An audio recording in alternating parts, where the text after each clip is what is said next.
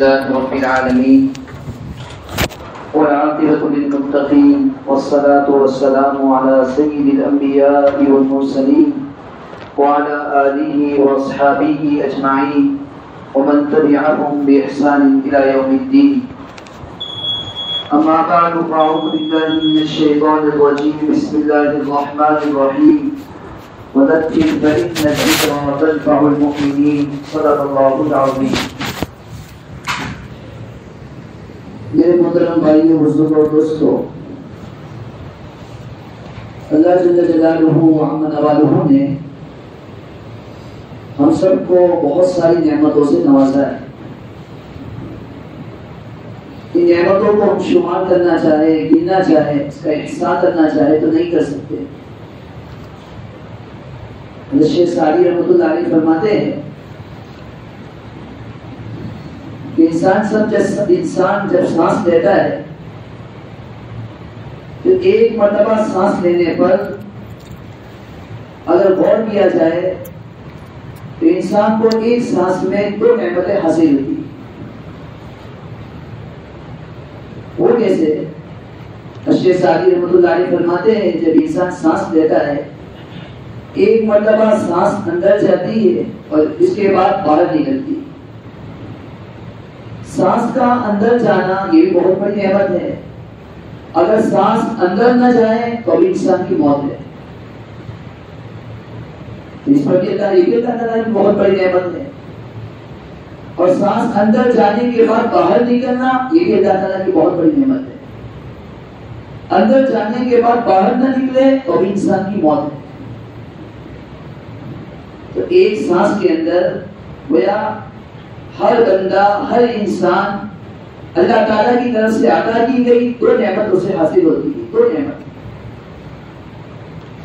اور غور کرے کہ ہم پورے دن میں کتنی مرتبہ سانس لیتے ہیں. تھوڑی دیر کے لیے اگر انسان کی سانس کو روک دیا جائے، انسان کو بند کر دیا جائے، ایک انسان کو کتنی تکلیف ہوتی ہے، کتنی مشقت میں پڑ جاتا ہے. اور بہت سی مرتبہ ایسا ہوتا ہے اگر کھڑکیاں بند ہو، دروازے بند ہو، لائٹ نہ ہو، حبس ہو رہا ہو، انسان کو سانس لینے میں تکلیف ہو جاتی ہے اور انسان پریشان ہو جاتا ہے. آپ نے کورونا کے وقت دیکھا ہوگا جہاں ہماری کی حالت تھی، لوگ پریشانی میں مبتلا تھے. تھوڑی دیر کے لیے کچھ کھانسی ہو جاتی تھی، کچھ نزلہ ہو جاتا تھا، انسان پریشان ہو جاتا تھا. ادھر ادھر اسپتال کے چکر کھا رہا ہے، سانس پر سانس لے رہا ہے، مشین کی ضرورت ہے، مشین نہیں مل رہا ہے، انسان پریشان ہے. تو اس کی حالت میں اپنی زندگی کھو بیٹھتا ہے، زندگی گوا دیتا ہے. تو ایسے حالات کی اگر ہم نے غور کیا ہوتا تو ہمیں معلوم ہوتا کہ سانس بھی اللہ تعالیٰ کی کتنی بڑی نعمت ہے. انہی نعمتوں میں بہت عظیم الشان، بہت مبارک نعمت جو اللہ تعالیٰ نے ہم سب کو عطا فرمائی ہے، یہ اسلام کی نعمت ہے، مسلمان ہونے کی نعمت ہے. یہ تو ہمیں اس کی قدر نہیں ہے کیونکہ ہمیں اپنے والدین کے مسلمان ہونے کی وجہ سے اسلام مل گیا اور اسلامی گھرانے میں، مسلمان گھرانے میں ہم پیدا ہو گئے. تو اسلام کی نعمت کا ملنا یہ بہت بڑی نعمت ہے. جب بندہ مسلمان ہوتا ہے، اسلامی گھرانے میں پیدا ہوتا ہے تو اس پر بہت سارے احکام عائد ہوتے ہیں. بہت ساری چیزوں کا علم حاصل کرنا اس کے لیے ضروری ہوتا ہے. تجارت میں لگتا ہے تو تجارت کا علم، کھیتی باڑی میں لگتا ہے کھیتی باڑی کا علم، مسجد میں داخل ہوتا ہے تو مسجد کے آداب وغیرہ، مسجد سے باہر نکلتا ہے اپنے معاشرت کی زندگی گزارتا ہے تو اس کے احکام. بہت ساری چیزیں ایسی ہوتی ہیں جس کے لیے آدمی کو علم حاصل کرنا پڑتا ہے، لوگوں سے سیکھنا پڑتا ہے، اپنے اساتذہ کے پاس سیکھنا پڑتا ہے، اپنے بڑوں کے پاس اس کی تعلیم حاصل کرنی پڑتی ہے. یہ چیز حاصل ہوتی ہے عام طور پر مدارس سے اور مکاتب سے. مدارس اور مکاتب یہ بھی اللہ تعالیٰ کی بہت بڑی نعمت ہے. کئی گاؤں، کئی ملک، کئی علاقے ایسے ہیں کہ کہے جاتے اسلامی ملک، کہے جاتے اسلامی محلہ، لیکن وہاں مکاتب کا کوئی نظام نہیں، مدارس کا کوئی نظام نہیں. یہ تو ہمارے بڑوں کی محنت ہے. انہوں نے رات دن محنت کر کے اللہ سے مانگ کر کے ہمارے علاقے میں، ہمارے اطراف میں، ہمارے گجرات میں جگہ جگہ پر مکاتب کو قائم کیا. بہت سارے ممالک ایسے ہیں، عرب میں کئی جگہ ایسی ہیں جو اسلامی ملک کہا جاتا ہے لیکن وہاں مکاتب کا نظام نہیں. ہمارے ماشاءاللہ آپ جگہ جگہ چلے جائیں، چھوٹے چھوٹے گاؤں میں، چھوٹے چھوٹے دیہات میں چلے جائیں، ایک مسلمان جاتا ہے، مسلمان جانے کے بعد اگر ایسے علاقے میں پہنچا ہے جہاں پہلی مرتبہ بستی آباد ہو رہی ہے، لوگ رہنا شروع کر رہے، مسلمان سب سے پہلے یہ سوچتا ہے کہ بھائی ہمارے آبادی بڑھ رہی ہے، اسی طرح مسجد کا قیام ہو جائے. پھر کچھ عرصے کے بعد وہ یہ سوچنے پر مجبور ہوتا ہے کہ ہمارے چھوٹے چھوٹے معصوم بچوں کے لیے، بچیوں کے لیے مکاتب کا قیام ہو جائے. یہ مکاتب مدارس اللہ تعالیٰ کی بہت بڑی نعمت ہے. یہ مدارس میں پڑھانے والے اور یہ مکاتب میں پڑھانے والے، ہمارے بچوں کو اسلامی تعلیم سکھانے والے، نماز کس طرح زندہ رہے، ان اساتذہ نے جو اس کے پیچھے محنت کی اور زندگی بھر تک ان کے دل میں قرآن محفوظ رہا، قرآن پڑھنے لگے، نمازی کی تعلیمات کو انہوں نے سیکھا. یہ ہمارے اساتذہ مکاتب کے مدارس میں پڑھانے والے، یہ بھی بہت بڑی اللہ تعالیٰ کی نعمت ہے. ورنہ ہمارا علماء کا جو طبقہ ہے، ہمارے جو اساتذہ کا جو طبقہ ہے، چاہے مکاتب میں پڑھانے والے ہو، چاہے مدارس میں پڑھانے والے ہو، مفتی شفیع صاحب رحمۃ اللہ علیہ فرمایا کرتے تھے کہ علماء کا طبقہ یہ ملامتی طبقہ ہے. ہمارا جگہ چلے جائے، جب بھی دنیا کے اندر کوئی چیز ہوگی، کوئی بری چیز وجود میں آئے گی، لوگ علماء کی طرف اس کو منسوخ کریں گے. مفتی شفیع صاحب رحمۃ اللہ علیہ فرمایا کرتے تھے کہ لوگوں کا حال یہ ہو گیا ہے کہ اگر علماء مدارس میں بیٹھے ہو، مکاتب میں بیٹھے ہو، مساجد میں بیٹھے ہو اور قرآن کی تعلیم دے رہے ہو، قال اللہ قال رسول پڑھ رہے ہو، پڑھا رہے ہو، تو پھر لوگوں کو یہ اعتراض ہوتا ہے کہ بھائی ان کا کام تو یہی ہے کہ مسجد میں بیٹھے ہیں، تو دنیا کے حالات سے کوئی خبر نہیں. اگر یہی علماء باہر چلے جائے، سیاست میں چلے گئے، رفاہی کام میں چلے گئے، تو بھی لوگوں کو اعتراض ہوگا کہ بھائی ان کا کام تو تھا مدارس میں پڑھانا، ان کا کام تو تھا مکاتب میں پڑھانا، اور یہ باہر لگے، ان کو باہر نکلنے کی کیا ضرورت ہے؟ علماء کا طبقہ ہی کیسا طبقہ ہے؟ اگر یہ علماء کا طبقہ فقر و فاقہ کی زندگی گزار رہے ہو، تندرستی کی زندگی گزار رہے ہو، تو لوگوں کو یہ اعتراض ہوگا انہوں نے اپنی زندگی پر کچھ نہیں کیا، کوئی ذریعے معاش کو اختیار نہیں کیا، پوری زندگی پڑھنے پڑھانے میں لگا دی، اور اسی وجہ سے فقر و فاقہ کی زندگی گزار رہے.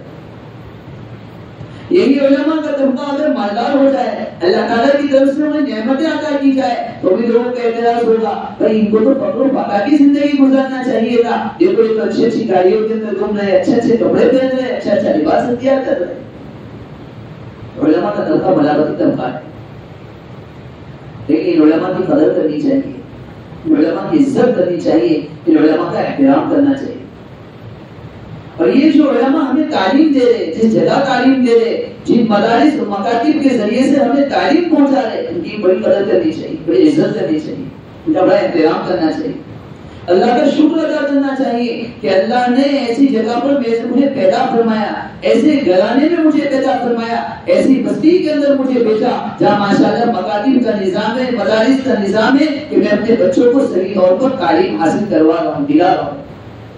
اگر یہ مدارس کا نظام نہ ہوتا، اگر یہ مکاتب کا نظام نہ ہوتا، اگر یہ اساتذہ نہ ہوتے، اگر اس طرح بستی کے رہنے والوں نے مکاتب کی طرف توجہ نہ دی ہوتی، پتہ نہیں میں نے تو اپنی زندگی میں قرآن و حدیث کی تعلیم کو حاصل کر لیا، کچھ نماز کی تعلیم کو حاصل کر لیا، کچھ دینی ماحول مجھے تو مل گیا، میری اولاد کو ملتا یا نہیں ملتا، میری بچیوں کی زندگی میں قرآن تعلیم آتی یا نہیں آتی. اللہ تعالیٰ کو بہت شکر ادا کرنا چاہیے. شیخ الاسلام حضرت مفتی تقی عثمانی صاحب دامت برکاتہ فرماتے ہیں کہ میرا ایک مرتبہ بغداد جانا ہوا. بغداد یہ بھی ایک ایسا ملک ہے جہاں پر کسی زمانے میں علوم و فنون بہت زیادہ، علوم و فنون کے لوگوں کو بہت زیادہ مہارت حاصل تھی. دنیا میں ان کے علم کا سکہ جمع ہوا تھا، اسلامی ملک کہا جاتا تھا. فرماتے کہ ایک مرتبہ میرا وہاں جانا ہوا، جب لوگوں سے میں نے پوچھا کہ یہاں کوئی دینی مدرسہ ہے، میں کوئی مدرسے کی زیارت کرنا چاہتا ہوں، اس کو دیکھنا چاہتا ہوں. دیکھو یہ اسلامی ملک ہے، اسی زمانے میں لوگوں پر اس کی علوم و فنون کا لوگوں کے دلوں پر سکہ جمع ہوا تھا. لوگوں نے کہا یہاں کوئی مدرسہ نہیں، دینی تعلیم کے سلسلے میں کوئی مدرسہ نہیں. اور لوگ کہنے لگے کہ اب لوگ دینی تعلیم کو حاصل کرنے کے لیے اسکول کی طرف اور کالج کی طرف، یونیورسٹی کی طرف لوگ جا رہے ہیں. وہ تعلیم جو مدارس میں دی جاتی تھی، جو مکاتب میں دی جاتی تھی، اور وہی تعلیم اسکولوں میں دی جاتی ہے، وہی تعلیم یونیورسٹی اور کالج میں دی جا رہی ہے. اور وہاں کے لوگوں کا حال یہ فرماتے ہیں کہ وہاں کے اساتذہ کو اگر دیکھا جائے اسلامی لباس نہیں، اسلامی چہرہ نہیں، اسلامی بال نہیں، اور ان کو دیکھ کر یہ گمان کرنا کہ یہ عالم ہے، عالم تو دور کی بات ہے، ان کو دیکھ کر یہ بھی گمان نہیں کر سکتے کہ یہ مسلمان ہے. ان کے اساتذہ کا یہ حال. حضرت فرماتے ہیں کہ وہاں کے علماء جو تھے، علماء نے بڑے بڑے مضامین لکھے اور ایسی ایسی کتابوں کے ان کو نام یاد ہے کہ ہمارے یہاں کی بہت سارے چھوٹے اساتذہ ہیں، ان کو وہ کتاب کے نام بھی یاد ہیں. علم موجود ہے لیکن مکاتب سے علم نہیں دیا جا رہا ہے، مدارس سے علم نہیں دیا جا رہا ہے. علم تو آ گیا لیکن علم سے جو مقصد تھا عمل کا دنیا کے اندر عام ہونا، لوگوں کی عملی زندگی کا بننا، تو اساتذہ کی زندگی میں وہ چیز موجود ہی نہیں ہے. اور طلبہ کی زندگی میں وہ چیز کیسے آئے گی؟ حضرت فرماتے ہیں پھر میں نے یہ پوچھا کہ چلو دینی مدارس تو نہیں ہے، کوئی پرانے طریقے کے، پرانے زمانے کے کوئی عالم ہو، کوئی عالم دین ہو، میں اس سے ملاقات کرنا چاہتا ہوں.